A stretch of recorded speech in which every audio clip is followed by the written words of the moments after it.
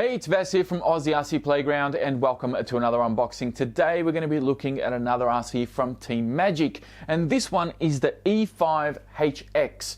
Now, if you follow the channel, you know that I have the E5, which is that little truck back there. Next to it, it's the big brother, the E6 BES. Now, I did have the E6 3HX. The BES is basically just an upgraded kit version that you get. And the E6 3HX was the ready-to-run version. Now, I've since moved on to ready-to-run and kept the BES for myself. But of course, now Team Magic have done a smaller version of the E6. It's essentially the E5 platform, so they're using the same chassis, but they've changed the look of it so it looks like the E6. It's very, very cool in this scale. And of course, it has a spoiler and still has a wheelie bar, just like the standard E5 did. Now, aside from its looks, from being different, there is one additional difference with this particular truck that I'm hoping is going to improve performance overall compared to the original E5. But I'll show you that a little bit later on. Now, a cool thing about this one is that it's available in 4 different colors. You've got red, blue, orange, and black. So which color do you think I picked? Well, let's find out. And I've just realized as well that you would have probably seen the thumbnail, which means you already know what the color is. The box will be fine, don't worry about that. The remote is this guy here, which is a remote that Team Magic have been using now for some time. Pretty cool remote. Did take me a little bit of time to get used to it, to be honest with you, but I actually don't mind these remotes at all. They work perfectly fine. Heaps of range. Beeps at you if you accidentally leave it on. Runs on 4 AA's. Has steering trim, throttle trim, endpoint adjustments as well. Nice little rubber wheel and no antennas to break off. So. And it's also got some standoffs on the back as well, so it lays down flat on its side really, really well because it does have quite a narrow base. So I think they've thought ahead a little bit. There is a truck there, as you can see. I chose the red one. If it looks a bit orange on screen, I do apologize, but it is the red, not the orange. I think the orange is a bit more vibrant. It's almost like a fluoro orange. Bag of goodies. What do we get in here? Let's find out. I know, that's what I just said. Let's find out. Okay, cool. Let's do it. Open the bag. It's a bag within a bag. It's a bit of a puzzle to get to it, but eventually we get there and we find a cross wrench. There's one of those. This will help you take your tires out, undo a few nuts and bolts. Preload spaces for your shocks, because of course these shocks are not threaded. And of course we have some stickers here as well. They're not masks or anything. These are stickers actually go on either side of the spoiler. If you want to put them on, you don't have to. Now there is this little thing in here, this little baggie, and in here there is like a little mesh. There is a grill on top of the ESC. Now I'm not entirely sure if this is a replacement, like a spare, or if this is something that's like an option, like you can put it on, because I've never actually used this on the standard E5. But I think if you're going to be running through perhaps, I don't know, snow or a lot of mud and stuff like that, you don't want a lot of grime getting into your ESC area. This might be a good idea to put it on just because it's a really fine mesh and it will protect it, you know, with rocks and stuff as well, I suppose. A leaflet with some pictures of some tires, and it's all written in Chinese. I have no idea what it says. There's no translation for that, so who knows? Don't know what that is. Okay, so in here we also have some advertisements for some bags, some RC bags from Hard. I still have my Team Magic bag, which is behind the camera at the moment. It's a brilliant bag. I really like that one. Take all my gear when I go out to the track sometimes. A leaflet about some spare parts, so you can see all the spare parts that it comes with. An interesting one is this one right here, which is an optional battery tray that you can put on. So rather than using the Velcro straps, you've got like a strap with, I'm assuming it's like some body clips that just hold it in place. So that's different. And then you've also got one that I highly recommend anybody that has these trucks to get, and that's these aluminium, or rather they call them machined stainless chassis guards. So they looks like they're steel, they're not aluminium. So these go on the front and rear underneath the truck, kind of like right underneath the diffs, and they offer some really good protection to your chassis as well as the front bumper, because the front bumper kind of curves underneath the chassis, and when you have some hard landings or nose landings, the bumper kind of buckles and it starts to sort of come through the screws and stuff. So that's a really wise investment. Out of all the upgrades that they have, that's one that I highly recommend. The manual, as with all the other Team Magic manuals, very comprehensive, a lot of useful information about ESC settings and so forth, all the part numbers and blown up pictures of everything. There's also a parts list on the very last page of the manual, if I can get to it. There's that there. Now, for those of you who are real savvy on ESCs and you want to know all the settings and all the options that you have for your ESC, there are 11 options in this one, because I do believe that this is a Hobbywing Max 10 ESC, so I don't think this is actually a rebrand, because you have full options on this thing. Options are running mode, so running mode is forward and brake, or forward brake and reverse. You've got LiPo cell calibration, so essentially it detects how many cells you're running on the truck. It's set to automatic, but you can set it to just 2S or just 3S. Low voltage cutoff, it's set to auto intermediate, so you've got low, intermediate, or high. It doesn't actually give you a number for your low voltage cutoff. ESC thermal protection. We've got motor thermal protection, motor rotation, so you can actually switch the rotation of the motor, which is cool. BEC voltage, it's preset at 6 volts, but I'm assuming that if you can upgrade your servo and you want to run a high voltage servo in here, you can bump that up to 7.4 volts. Hey, that's pretty cool. Max brake force, it is preset at 75%. That is a huge mistake on whoever is presetting that. It is way too strong. First time I drove the E5, I had the exact same setting. I didn't realize. And I anchored the brakes as I'm coming down I was actually doing speed runs with it. And I anchored the brakes, and sure enough, this thing just flipped on its roof as I hit the brakes.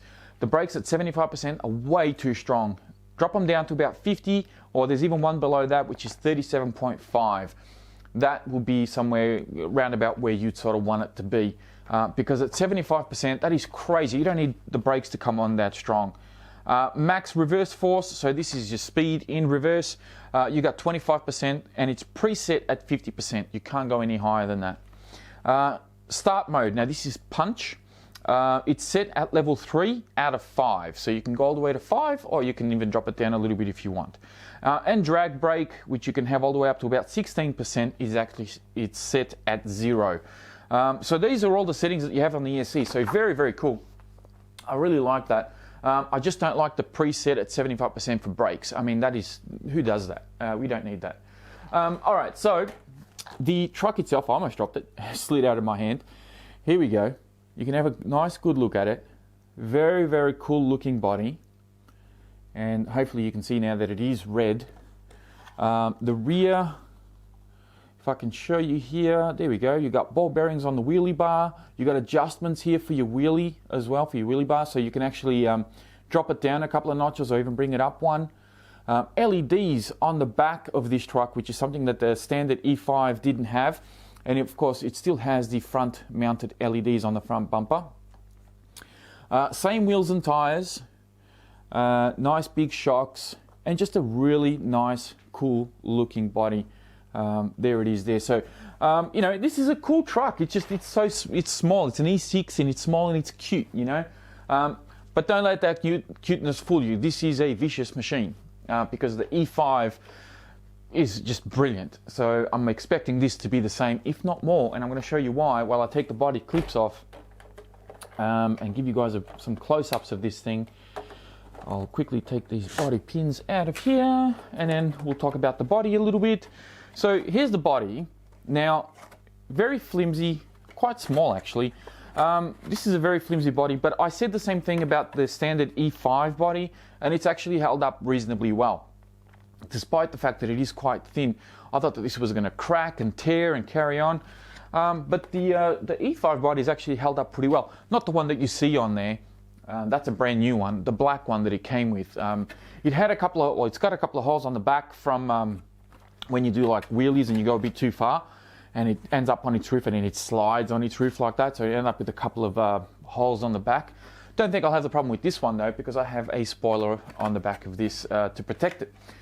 So hopefully the body will hold up. I will say one thing though, the E6 range had these little plastic pieces on the roof here to kind of add some protection. I would have liked to have seen these plastic pieces on here as well.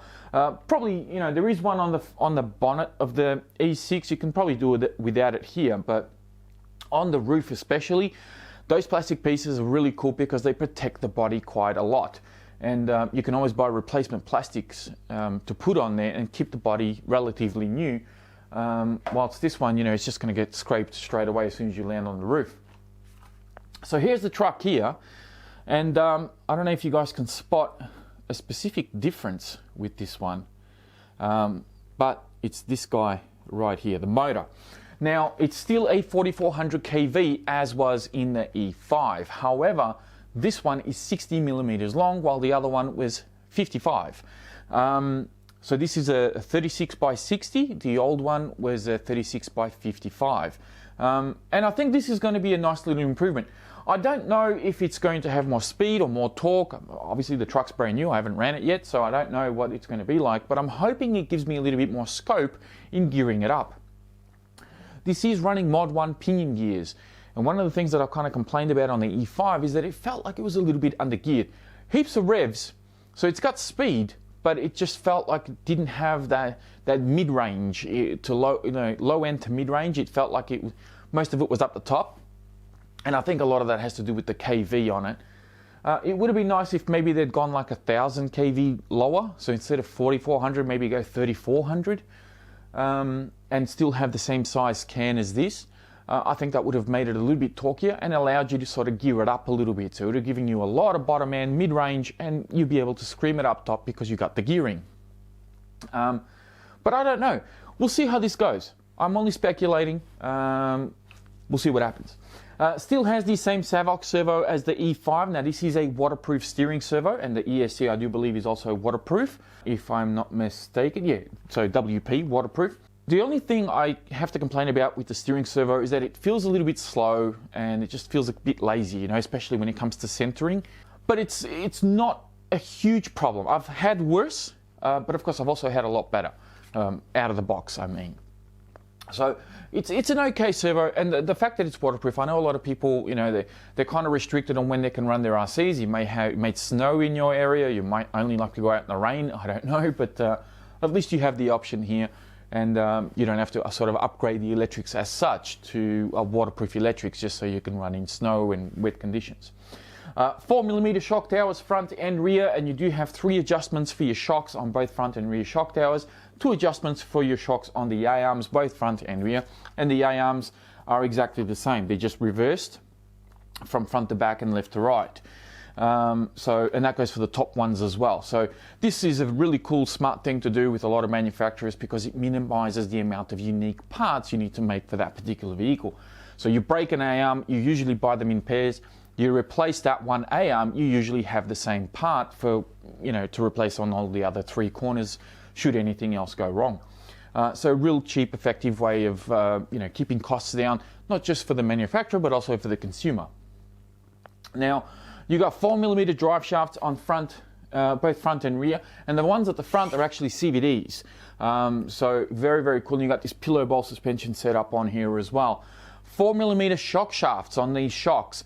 Haven't had any issues with the standard shocks on the E5. They haven't leaked, they haven't broken, they didn't pop any shock caps, didn't bend any shock shafts. I'm expecting the same results out of these shocks from here.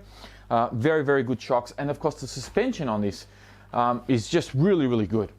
I do remember, or if I remember correctly, the E5 felt as though the rear shocks needed slightly thicker shock oil than what it came with.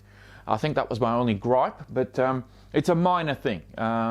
It just felt like the rear was a little bit bouncy for me, but it could also have been the way that I had it set up, so it may not be entirely Team Magic's fault.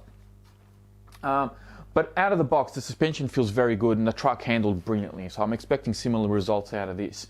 The shocks are 16mm, they're big bore shocks of course, and you have the preload spaces provided in case you want to sort of adjust your spring tension on there. Adjustable body posts front and rear, LEDs on the lights or on the front bumper and the rear as I mentioned earlier. Waterproof receiver box, on and off switch just down the side. It does come standard with Dean's or T connector type thing. I'm not a huge fan of these connectors. I usually run XT60s on my 10 scales, and then I run XT150s in my 1/8 scales. Battery tray is actually fairly generous in length and also in width. However, you need to mount your batteries kind of upright like that. You can't lay them down flat. That's the only thing that you sort of need to keep in mind. But you can put like a 3S pack that's usually a little bit chunkier. You should be able to fit them in here. You just have to turn it on its side. That's its only sort of thing that you need to keep in mind. Underneath, as you can see, nice and clean, and you also have this little section here that you can undo to replace your servo. So generally that's how you sort of adjust your servo horn or replace your servo horn. You can do your maintenance through there, and the servo kind of detaches from the top. Well, as I said, it runs Mod 1 pinion gears, and I do believe that this is running a 9-tooth pinion from memory. So there is quite a fair bit of adjustment, so you can go up a bit in pinion size. Might be able to fit a 12 or 13 tooth in here if you want to, but don't go too crazy, because remember, this is a 4400 kV motor, so you want to take baby steps with it just so that you're not overheating the motor and stressing out the entire sort of electric system, power system of the truck. Wheelie bar does have, the spoiler on the back does have a couple of adjustments. So at the moment it's kind of laying down fairly flat. You can tilt it up a little bit more if that's something you want to do. And I think, excuse me, I think I've covered pretty much everything I need to cover on this guy. The tires are exactly the same as they were or as they are on the E5, and these are absolutely brilliant tires. I have no complaints about these tires. The only thing that it may put some people off is that this truck comes standard with 14mm hexes, or hubs rather, for your tires. Uses a standard size screw on the outside to put the wheel on, but inside it's 14mm, not 12mm. And a lot of these 110 scale trucks, they have 12mm hubs, right? So if you want to upgrade to like a Pro Line tire or something like that, you're going to need to change out that little hub. I think Team Magic have some 12mm that will bolt straight on, but you should be able to find even some aftermarket ones if you can't get your hands on those. And then you'll be able to run your Pro Line tires. You can put your trenches on here or Badlands, whatever it is you want to do. So that's just the only thing you need to keep in mind. Aside from that, tires are great. You should have no need to swap them just for general running around. So there we are, the E5 HX, my new addition to my fleet, which is the next evolution to the standard E5. New motor on this one, fresh new look. Let's see how it performs. Keep an eye out, because I will have some running videos out very, very soon. So I am going to leave the video here. Thank you all very much for watching. As always, check out the video description down below, where I'll have more information on the E5, as well as some running videos for the standard E5, and I'll even put up the review that I did recently for it as well, just to give you all a bit of an idea of how it performs and what to expect out of this one, the HX. And I'll also have a link in there to my Facebook page, which of course will keep you a couple of steps ahead of what goes on here on YouTube, if that's something you want to do. Again, thank you for watching. Please be sure to give the video a thumbs up before you go. Subscribe if you're new, because of course it is free. And don't forget to click that bell so that you are up to date with all my new uploads. That's it from me, and I'll speak to you next time.